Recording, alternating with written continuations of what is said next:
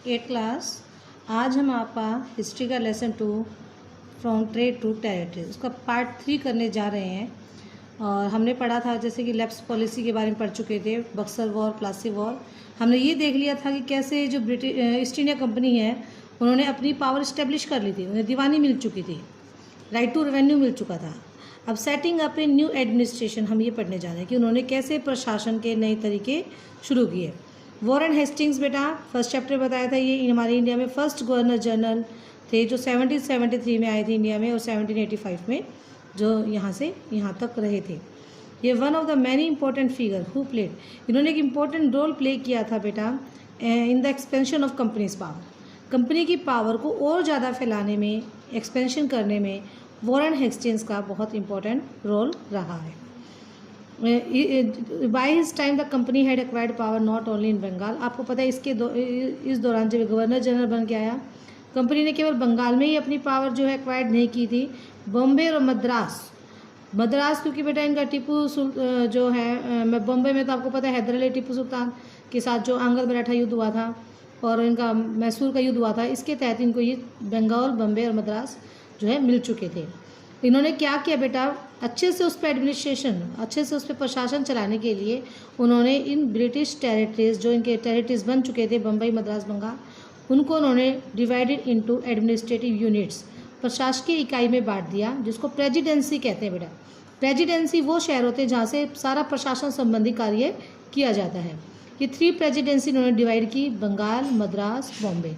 तो इनको याद रखना 3 प्रेजिडेंसी कौन सी थी, बंगाल, मद्रास और बॉम्बे।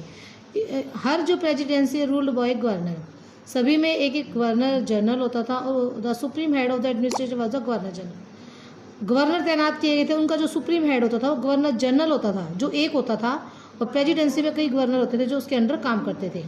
वॉरेन हेस्टिंग्स है वो फर्स्ट गवर्नर जनरल रहा है और इंट्रोड्यूस सेवरल एडमिनिस्ट्रेटिव रिफॉर्म, उसने बहुत सारे एडमिनिस्ट्रेटिव रिफॉर्म्स भी किए हैं।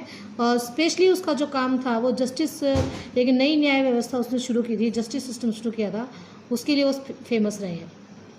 1772 में इन्होंने न्यू सिस्टम ऑफ जस्टिस जो है इस्टेब्लिश किया। इन्होंने क्या किया बेटा, हर डिस्ट्रिक्ट को हैव 2 कोर्ट, सभी डिस्ट्रिक्ट्स में 2 कोर्ट बनाए इन्होंने, एक क्रिमिनल कोर्ट जिसको फौजदारी अदालत भी कहा जाता है, एक सिविल कोर्ट जिसको दीवानी अदालत कहा जाता है। मौलवी और हिंदू पंडित जो इंडियन लॉ को इंटरप्रेट करते थे, उनकी व्याख्या करते थे यूरोपियन डिस्ट्रिक्ट कलेक्टर के लिए। मेन तो यूरोपियन जो आपके दीवानी कोर्ट है बेटा, क्रिमिनल जो हमारे दीवानी कोर्ट होते थे उनके, सिविल कोर्ट, ये तो डायरेक्ट यूरोपियन डिस्ट्रिक्ट कलेक्टर के अंडर होते थे, उनके लिए कानून लिखते थे हिंदू पंडित, वो इंटरप्रेट करते थे। और जो है द क्रिमिनल कोर्ट है वो अंडर एक काजी और मुफ्ती। काजी होता है बेटा ये मुस्लिम कम्युनिटी का है, जज होता है, जूरिस्ट होता है मुस्लिम कम्युनिटी का, और रिस्पॉन्सिबल होता है ये जो वहाँ के कानूनों के लिए। और मुफ्ती भी जो है बेटा, काजी जज होता है और मुफ्ती बेटा ये मुस्लिम समुदाय का एक न्यायाधीश होता है जो उनको कानूनों को, तो ये कलेक्टर को जो है अंडर कलेक्टर के सुपरविजन ये अपना काम करते थे। एक मेजर प्रॉब्लम थी बेटा वो ये थी कि ब्राह्मण है जो वो डिफरेंट इंटरप्रिटेशन में लगे हुए थे, उनके सबके लोकल लॉज अलग अलग होते थे, अलग अलग स्थानीय कानून होते थे, जिससे कि एक जस्टिस सिस्टम में काफ़ी प्रॉब्लम हो रही थी।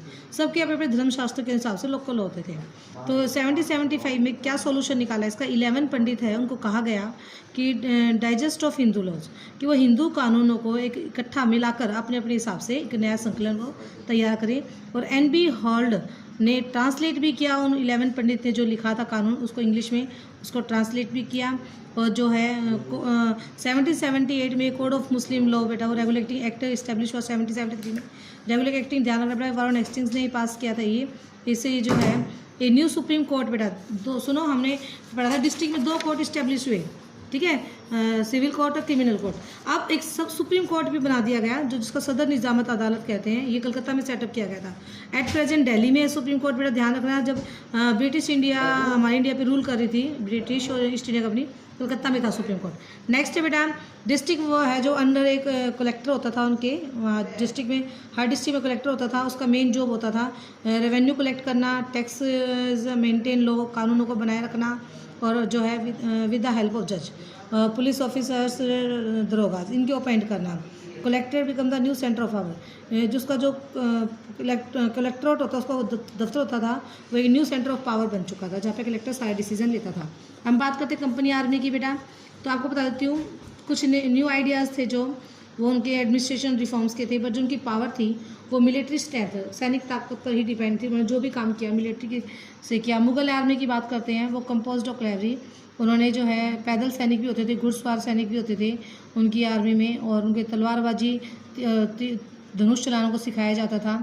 तो मुगल तो उन्हें did not feel the need of have a large professional trend infant, मतलब ट्रेंड सैनिकों की जरूरत मुगलों को कभी नहीं हुई। वो आम जनता को भी सेना में भर्ती करते थे, विशाल सेना थी इनके पास। एक चेंज तब आया बेटा 18th सेंचुरी में, जब मुगल जो है स्टेट्स लाइक अवध और बनारस में सबसे पहले क्या हुआ बेटा, जो पीजेंट्स थे, किसान थे, उन्हें आर्मी में जब भर्ती किया गया, उन्हें स्पेशल ट्रेनिंग दी गई प्रोफेशनल सोल्जर्स की। तो ईस्ट इंडिया कंपनी ने भी इसी सिस्टम को अडॉप्ट किया और सेम मेथड अडॉप्ट किया। इन्होंने भी शुरू कर दी कि अपनी आर्मी को वो भी स्पेशल जो है ट्रेनिंग देने लगे, और वो अपनी आर्मी को जो है सिपोए आर्मी कहते थे, जिसका नाम था सोल्जर। इंडियन वर्ड था, सिपाही से निकला था ये। और वेलफेयर टेक्नोलॉजी चेंज हुई 1820 में, फिर उन्होंने टेक्नोलॉजी चेंज की। उन्होंने क्या किया बेटा, जो कैवलरी घुड़सवार सैनिक थे वो कंपनी आर्मी से डिक्लाइन कर दिए गए, और जो क्योंकि ब्रिटिश एम्पायर है बेटा, वो बर्मा, अफगानिस्तान और इजिप्ट से उसका जो युद्ध चल रहा था, और जो उसकी आर्मी थी वो मस्केट और मैचलॉक, ये टेक्नोलॉजी आधुनिक हथियार है, ये उनसे लैस हो चुके थे। तो उन्हें जो है अब काफ़ी प्रोग्रेस कर ली थी।